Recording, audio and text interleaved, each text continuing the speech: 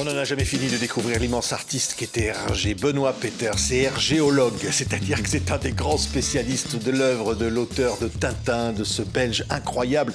Et voici le Lotus Bleu, Benoît Peeters, une édition événement de cet album mythique et qui nous apprend quoi au fond? Parce qu'on a l'impression qu'on redécouvre encore cette œuvre.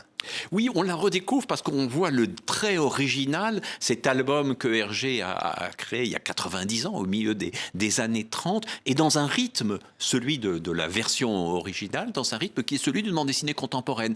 Les Tintins classiques, ils ont été un peu compactés pour entrer dans les 64 pages, et Hergé a dû parfois éliminer des séquences. Là, on retrouve finalement un album qui est presque comme un roman graphique d'aujourd'hui, 6-7 images par page, une histoire qui est en même temps un reportage. On n'est pas bien loin de Riyad Satouf et de l'Arabe du futur. C'est incroyable. Regardez, voici la nouvelle couverture du Lotus Bleu. On se souvient, on la verra tout à l'heure, de la couverture mythique de l'album en couleur. Mais là, on est sur la première édition en noir et blanc. Quand Hergé invente cette histoire, on est dans les années 30.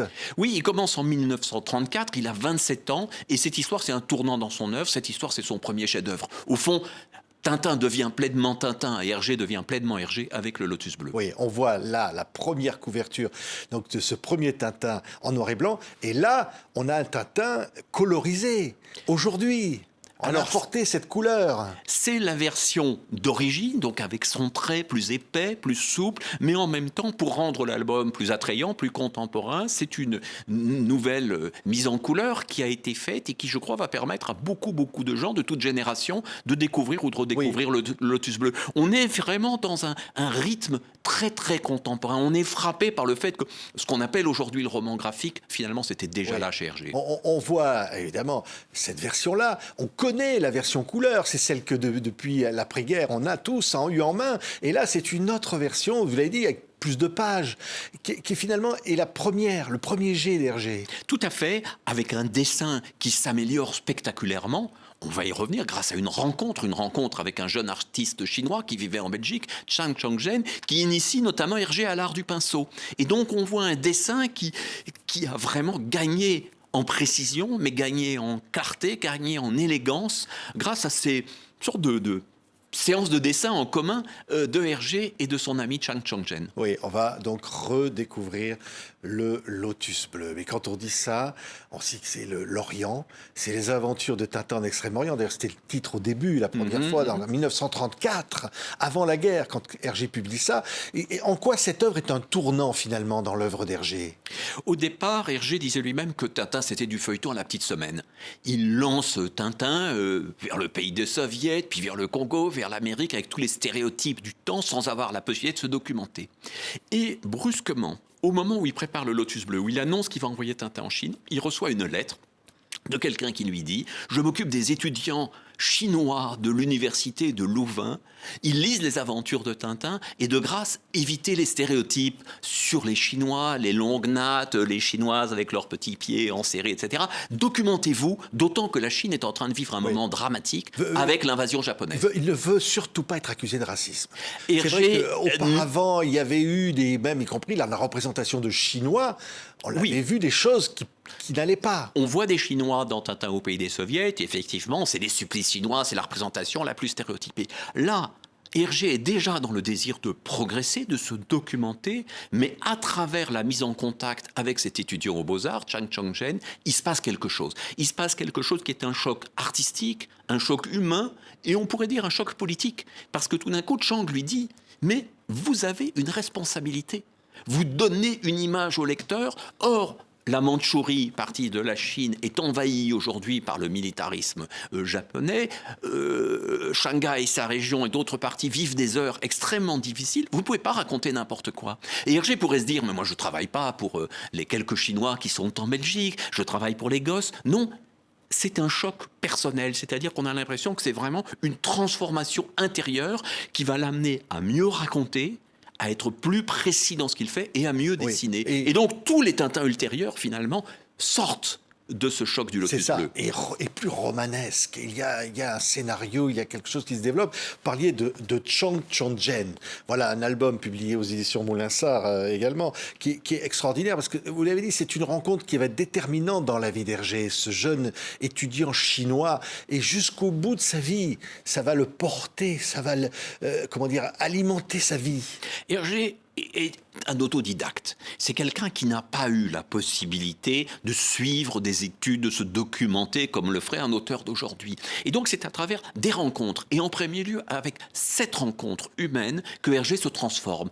Il faut imaginer que les chances de rencontrer un jeune Chinois parlant le français et maîtrisant une culture artistique, elles étaient minimes en Belgique. Donc c'est vraiment quelque chose d'absolument neuf pour lui. Ils vont se voir tous les dimanches pendant 1 an. Tous les dimanches après-midi, ils travaillent ensemble, ils parlent de choses et d'autres, ils vont ensemble dessiner dans le jardin. Chang va tracer tous les idéogrammes qui constellent l'album et qui sont rigoureusement authentiques et qu'on peut traduire. Et donc, par-delà cette amitié, il y a vraiment une transformation extrêmement forte. Quelqu'un qui, finalement, ne se souciait que de divertir et de gagner sa vie avec un métier agréable, tout d'un coup se dit, mais c'est peut-être une œuvre qui démarre. Ce Tintin, c'est peut-être pas juste un héros d'occasion, c'est quelqu'un qui va m'accompagner dans la durée et je vais essayer d'y mettre tout ce qui m'importe. Et Hergé continuera tout au long de sa vie à se passionner pour l'art chinois, pour la pensée chinoise, pour le taoïsme, et finira, à la fin de sa vie, et c'est raconté dans cette biographie, il finira par retrouver Chang il le cherche, il ne le retrouve plus. Il écrit une lettre qui est presque une lettre d'amour, qui est incroyable. Parce que Chang a passé ses études en Belgique, puis retourne à Shanghai auprès de sa famille, va devenir un sculpteur connu, arrive la Deuxième Guerre mondiale, arrive la prise de pouvoir par Mao, et Hergé n'a plus d'adresse, le contact est perdu. Mais il y repense régulièrement, il y repense si souvent que Chang, le personnage, va réapparaître dans Tintin au Tibet, qui est aussi un des plus beaux albums de Tintin, puisque Hergé avait voulu faire de Chang, de son ami Chang, un personnage des aventures de Tintin, un personnage qui est beaucoup plus jeune que le vrai Chang. Bon, donc il est là dans Tintin au Tibet, mais Hergé commence à parler de lui dans les interviews, parler de lui à ses amis, et se persuade qu'il va le retrouver. Alors, comment aller retrouver un Chinois dont on a perdu la trace parmi 1 milliard de Chinois ? Eh bien, un jour, dans un restaurant à Bruxelles, il dit, mais est-ce que vous n'auriez pas, etc. Bon, dans un restaurant chinois. Et quelqu'un dit, vous prononcez mal le nom. Mais Zhang Zhongren, oui, il est toujours à Shanghai. Il dirige l'académie de sculpture. Et donc, malgré la révolution culturelle à l'époque, qui vaudra à Chang des ennuis et de grosses difficultés, malgré le contexte, le contact est rétabli. Hergé envoie des lettres. Et finalement, Chang reviendra en Belgique, qu'il avait quitté en 1935, alors qu'Hergé était un jeune homme, un débutant, sympathique, mais dont le succès était local. Il revient, il est accueilli presque comme un chef d'État, et la rencontre va se renouer dans les dernières années. J'ai eu l'occasion à cette époque-là de rencontrer Chang, de parler avec lui, à une époque où il était d'ailleurs encore assez modeste. Au fil du temps, il amplifiera un peu son rôle dans les aventures de Tintin, mais au début, il dit non, j'ai juste aidé Monsieur Hergé, je lui ai apporté la documentation, le souci de l'authenticité. Oui, et on pense à cette page extraordinaire, vous le disiez dans Tintin au Tibet, quand Tintin retrouve Chang dans la neige et on voit Tintin pleurer. Et c'est peut-être la case la plus bouleversante de l'œuvre d'Hergé. Les seules larmes de Tintin, si je ne me trompe pas, sont liées à Chang. À la fin du Lotus bleu, c'est le moment des adieux, et lors des retrouvailles si émouvantes dans la grotte tibétaine où gît le petit Chang qui a été protégé par le Yéti. Vraiment, l'émotion est là, à travers ce personnage de Chang. Et je crois que pour beaucoup de lectrices et de lecteurs à travers le monde et les générations, il s'est passé quelque chose. Il y a une véritable leçon d'antiracisme dans le Lotus bleu. Parfois, on reproche à Hergé les préjugés de ses premiers albums. Mais là, on sent qu'entre deux cultures, entre deux mondes, il y a la possibilité pour des individus de se parler, de se comprendre et de développer un bout de chemin ensemble. Mais c'est vraiment quelque chose de très fort. Il faut imaginer ça au milieu des années 1930. Et puis, il faut imaginer autre chose. C'est que cette histoire, elle est nourrie de l'actualité de l'époque, d'une actualité compliquée. Il a une très grosse documentation. Il a une énorme documentation. Il rend compte de la situation de la guerre, de la Société des Nations, etc., de façon très rigoureuse. Les historiens s'y sont intéressés. Et pourtant, aujourd'hui, un lecteur, une lectrice de 2025 peut entrer dans cette histoire et la comprendre et la percevoir. Imaginons qu'un auteur d'aujourd'hui crée une bande dessinée autour de la guerre d'Ukraine. Ouais. Est-ce que dans 90 ans, on serait capable d'y entrer de la même façon? Il y a là quelque chose d'incroyable, c'est que Hergé à la fois a rendu compte de son temps, mais qu'il l'a stylisé. Il l'a rendu lisible à travers une histoire d'amitié, et finalement, cette histoire peut toujours nous toucher, même si nous ne sommes pas des experts sur la situation des années 30. C'est magnifique, absolument incroyable de retrouver le lotus bleu comme ça, avec donc cette couverture-là, qui est une couverture originale. Quand on parlait d'antiracisme, mais c'est vrai, les premières scènes à l'intérieur, on voit un type qui rudoie un Chinois et Tintin qui prend sa défense, un type raciste. Tout à fait. Et Tintin prend sa refuse. défense contre les colons britanniques qui occupent Shanghai. Tintin, d'ailleurs, adopte un costume à la chinoise. Il va être condamné par les Occidentaux au nom de son engagement. Il y a là quelque chose d'absolument neuf, c'est-à-dire une façon de partir à la rencontre de l'autre. Bien sûr, Hergé est encore pénétré de certaines naïvetés, mais il est courageux parce que le point de vue adopté dans le Lotus bleu n'est pas du tout celui des journaux occidentaux et des journaux belges, et notamment de son journal Le XXe siècle, qui est plutôt pro-japonais, qui pense que le Japon défend la civilisation. Et donc Hergé est rappelé à l'ordre, qu'il y aura même des protestations contre l'album, et avec Chang, ils décident tous les deux de tenir bon, de ne pas s'auto-censurer.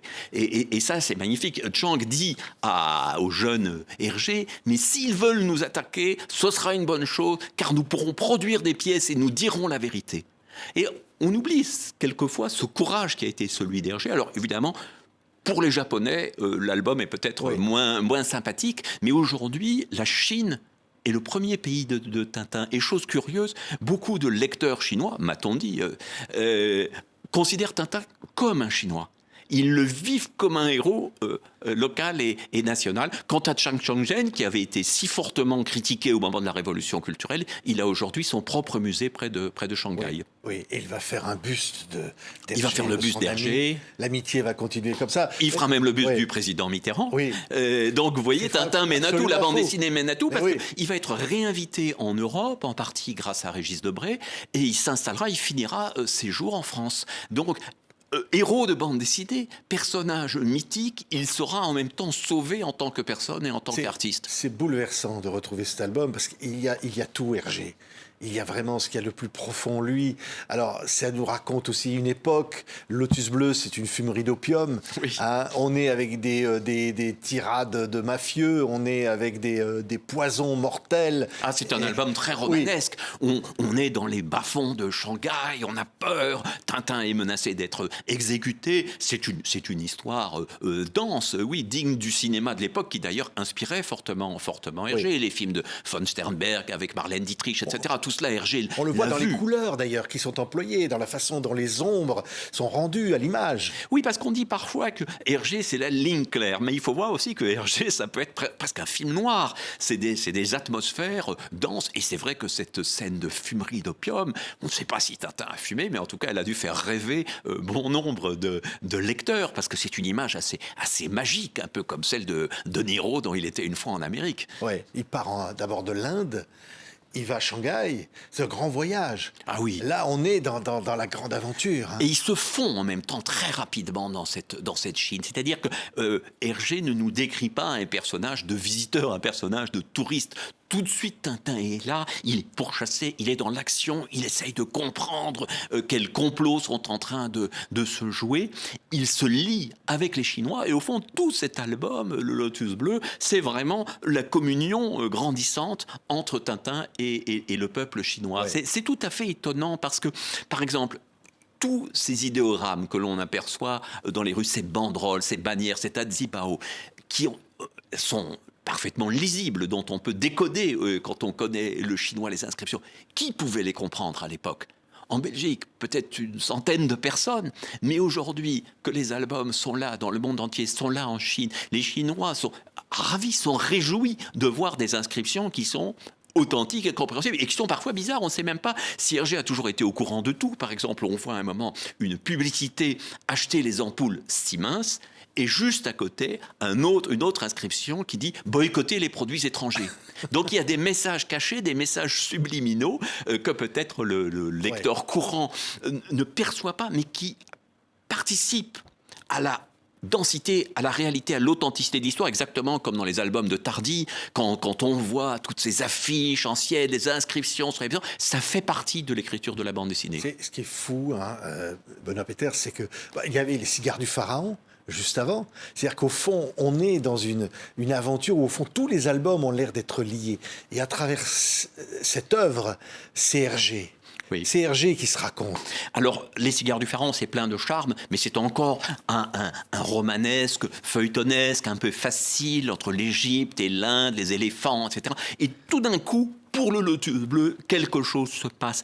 Et c'est vraiment l'album qui a tout déclenché. Et quand vous comparez d'ailleurs le dessin des premiers Tintins et le dessin du Lotus bleu, tel que nous le voyons ici, magnifié, eh bien, on sent vraiment qu'une préoccupation artistique se développe de manière beaucoup plus forte et beaucoup plus nette. Le dessin d'Hergé continuera à évoluer, mais par certains côtés, il n'a jamais été aussi beau que dans le Lotus bleu. Oui, allez, je présente ça. C'est vous, ça, hein, Benoît Peters, Hergé, fils de Tintin, biographie de référence qui était publiée il y a quelques mois. Hein. Vous racontez cet homme. On n'a pas fini de découvrir les mystères de cet artiste-là. Vous savez, il y a beaucoup de mythologie autour d'Hergé, parfois pas sympathique. Moi, j'ai essayé de montrer l'itinéraire d'un créateur à travers le XXe siècle. Un homme tourmenté, un homme toujours en quête de mieux et élaborant une œuvre à une époque où la bande dessinée n'était pas considérée. Aujourd'hui, les grands auteurs de bande dessinée, et même les auteurs qui démarrent, ils ont droit aux médias, ils peuvent être invités chez vous ou à la radio. Hergé, il développait son œuvre dans la solitude, dans le travail, un travail acharné, et la reconnaissance n'est arrivée que très tard. Ça ne l'a pas empêché de pousser l'ambition très haut. Et j'ai eu la chance de le connaître un peu, et dans la dernière interview que j'ai réalisée de lui, il me disait « Mais vous savez, dans Tintin, j'ai mis toute ma vie. Et j'ai mis des années à me rendre compte à quel point c'était vrai. Ouais. Et effectivement, sans les aventures de Tintin, il n'y aurait pas eu la rencontre avec Chang. Sans la rencontre avec Chang, il n'y aurait pas eu ce progrès artistique, il n'y aurait pas eu cette découverte de l'Orient, cette passion qui accompagnera Hergé toute sa vie. C'est vraiment grâce à Tintin, grâce à son immersion dans une œuvre qui était peu considérée culturellement, qu'Hergé a pu devenir lui-même et s'arracher au milieu parfois étriqué qui avait été le sien dans sa jeunesse. Une œuvre universelle. Intemporelle. Et je crois une joie de découvrir ou de redécouvrir, parce que parfois on croit qu'on les connaît bien, les Tintins, mais quand on les redécouvre, on s'aperçoit vraiment de toute leur richesse. Voilà, vous avez derrière la couverture classique, Lotus bleu, nouveau, est là. C'est la première version du Lotus bleu, colorisée, c'est somptueux, aux éditions Casterman. Merci beaucoup, Benoît Peters, d'être venu nous en parler. Merci, Patrick Simonin.